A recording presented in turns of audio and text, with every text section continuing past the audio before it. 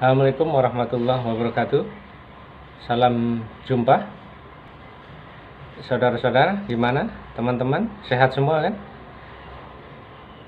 Kali ini dengan lebih rileks, mungkin kita akan membahas tentang kematian. Manusia hidup itu yang ditakutkan adalah rasa sakit dan kematian. Rasa sakit lebih rendah di bawah kematian. Yang paling tinggi adalah soal kematian. Banyak orang yang takut akan mati.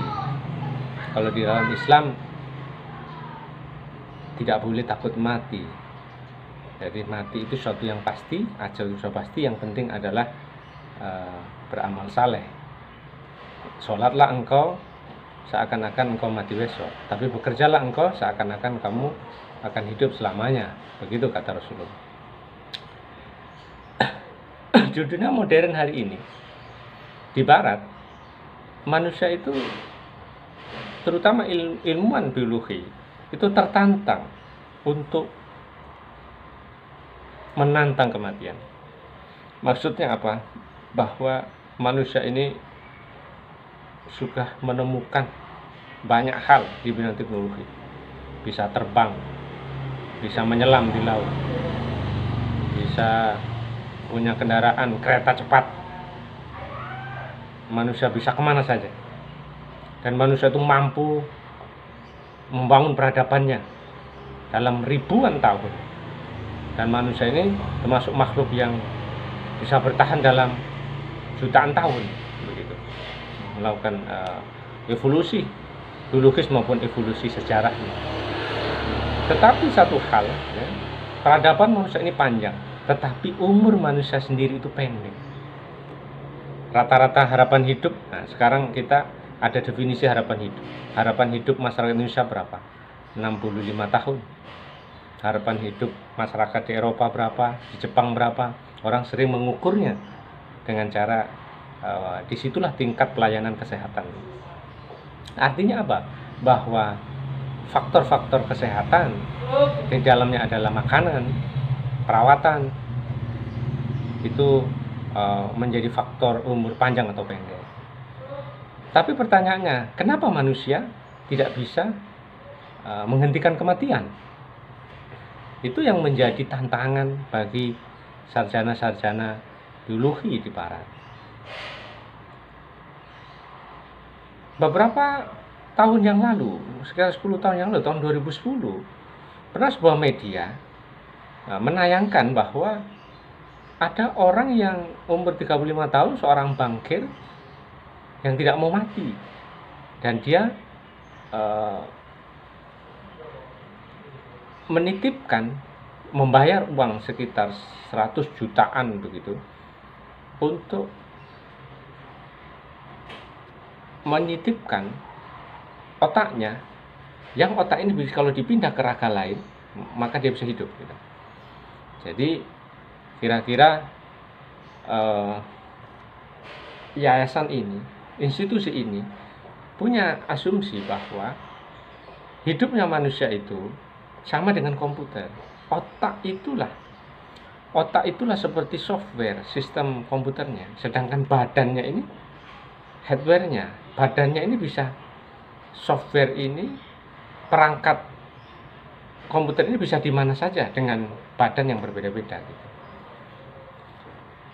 Memang sampai hari ini belum terbukti, karena pemerintah Prancis juga melarangnya praktek-praktek seperti ini. Sampai hari ini yang jelas bahwa manusia belum terbukti bisa menghentikan kematian. Kenapa manusia tidak bisa diperpanjang umurnya, begitu? Ini tantangan mereka. Mereka selalu di dunia kedokteran hari ini selalu ingin menjawab problem itu.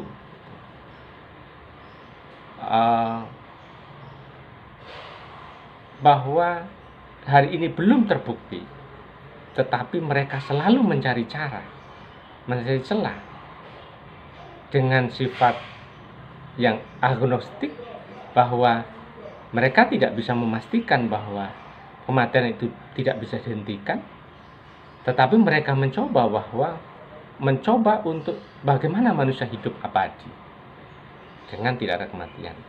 Selama ini berpikir bahwa semua adalah gejala materi. Orang mati karena jantungnya berhenti, orang mati karena sarafnya mati, orang mati karena ada organ-organ tubuh yang tidak berfungsi sehingga mengganggu organ-organ yang lain. Apakah itu faktor makanan atau faktor gen? Sedangkan manusia itu ada faktor pertumbuhan, ada faktor penurunan yaitu degeneratif. Nah, apakah ilmu-ilmu biologi, ilmu-ilmu kedokteran ini mampu merekayasa tubuh manusia ini untuk selalu misalnya awet muda, tidak aus? Kalau mesin itu kalau aus, ginjalnya diganti, businya diganti. Kalau perlu mesinnya pun organ-organ mesinnya diganti gitu. Yang jelas bahwa mobil ini tetap jalan dalam usia berapapun. Yang kalah apanya, misalnya rodanya kalah, ya rodanya yang diganti. Sampai detil-detil organ-organ dalamnya yang membuat mesin itu berjalan, itu yang diganti atau diperbarui begitu. Nah, apakah manusia bisa sama? Misalnya organ jantungnya, ginjalnya, parunya, otaknya dan semuanya gitu. Mana organ-organ ini yang kelihatannya aus dan bisa mengganggu organ lain gitu, direkayasa sedemikian rupa sehingga manusia tetap badannya sehat, fit begitu. Atau seperti tadi bahwa otaknya yang diambil dibekukan di dalam sebuah mesin es begitu, gudang es begitu. Nanti dicarikan raga baru dan itu bisa hidup. Nah, ini sedang diskus begini ini sedang menjadi pembahasan di dalam dunia medis. Itulah orang baik. Inilah manusia-manusia, Homo sapiens ini yang tidak pernah berhenti berpikir dan bisa jadi menantang begitu.